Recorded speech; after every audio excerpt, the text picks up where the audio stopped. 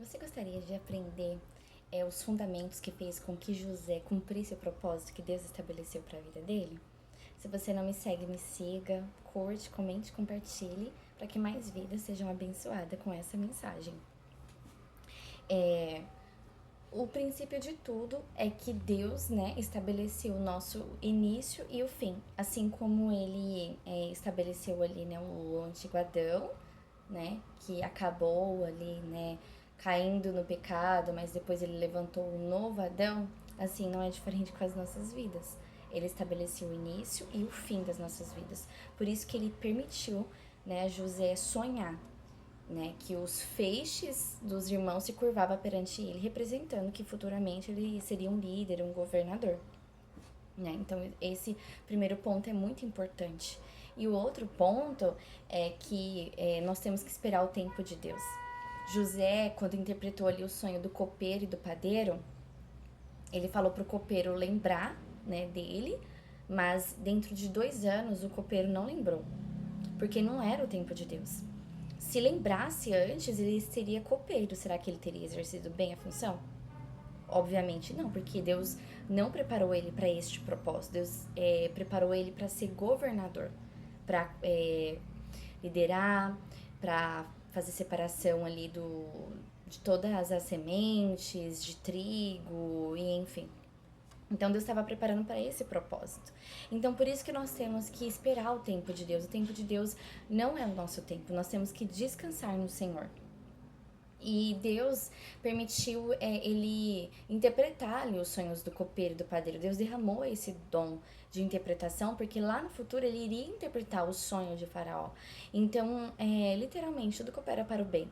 Então, nesse período que Deus está nos preparando, está nos forjando como um diamante para o propósito que Ele tem para nós, Ele também está derramando ali dons que vai servir ali para o nosso futuro, né? José, ele foi curado do passado amargo de rejeição dos irmãos. E uma outra questão é que ele aprendeu sobre o perdão. Quando nós não perdoamos, nós nos tornamos escravo, sabe? Nós passamos a adorar a nossa dor, fazer um altar de adoração para nossa dor, e Deus não quer isso. José, ele não fez um altar de adoração na dor dele. O diabo, ele quer isso, ele quer roubar a sua adoração.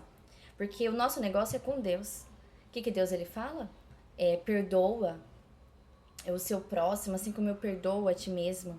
Porque ele lança no mar do esquecimento. E Deus ele está dizendo para nós hoje: perdoe o seu passado, perdoe a sua rejeição àqueles que te feriram e jogue no mar do esquecimento, porque o seu galardão é lá no céu.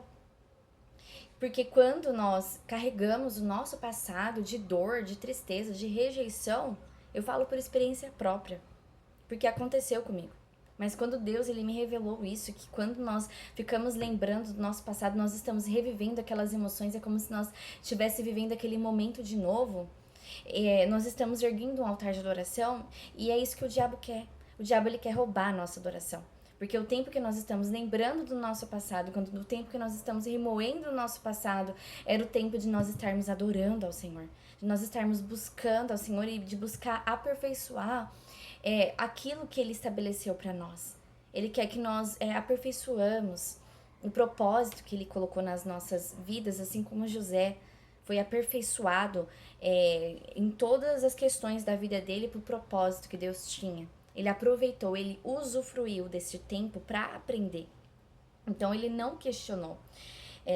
José ele foi escolhido para trazer livramento para o povo de Israel, que era um povo escolhido, né, um povo eleito, e para muitos. Então, não questione o que você está passando hoje. Tudo coopera para o bem dos que amam a Deus. A palavra de Deus nos diz que ele tem pensamentos de paz e não de mal. E ele diz que nós somos mais do que vencedores. E José é um grande exemplo disso, né? José, ele sabia que a justiça feita, né, pelas mãos dele é como um trapo de imundície.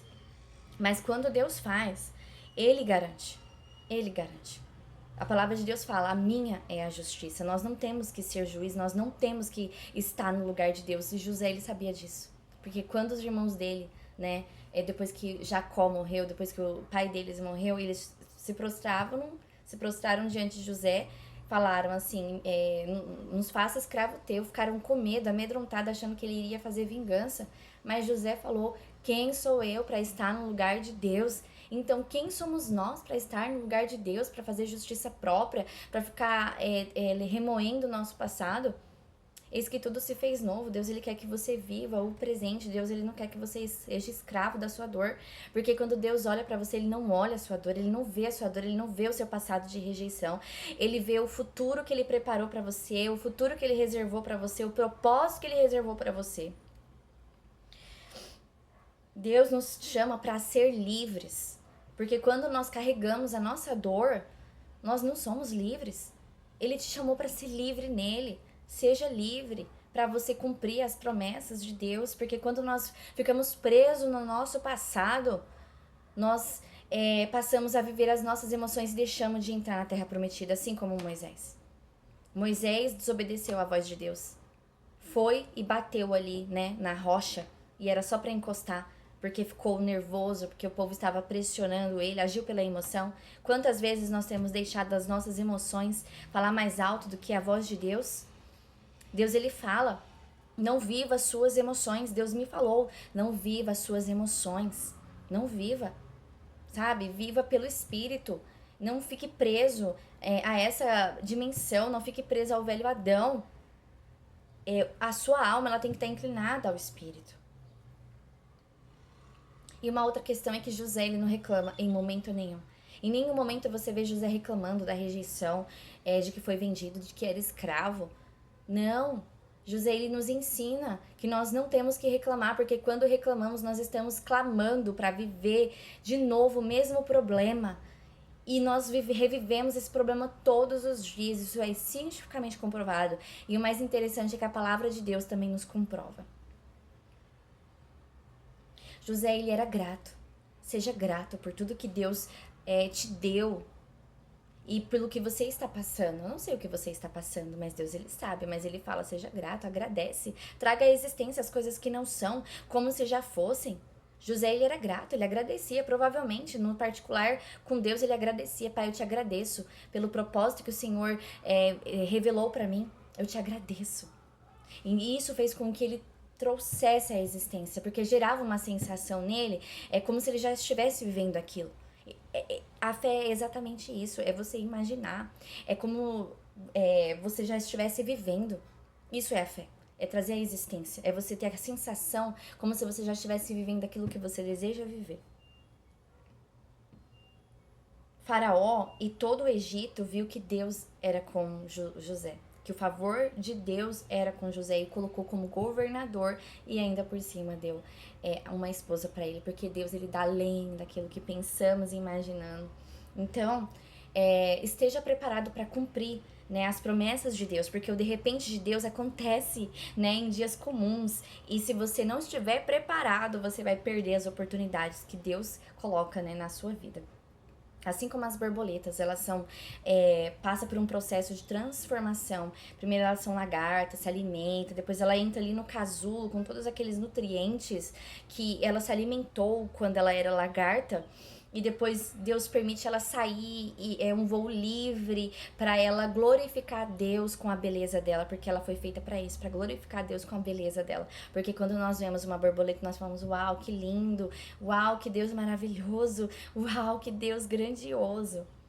E uma outra questão que Deus nos deixou é que José, ele era bondoso, misericordioso, amoroso, humilde, e é uma analogia a Cristo, porque ele enviaria o filho dele e teria as mesmas características. Jesus, quando esteve na terra, ele transbordou amor, humildade, bondade, misericórdia, para hoje sermos livres e adotados como filho, através do sacrifício de Cristo e através a partir do momento que reconhecemos a ele, nós nos tornamos filhos.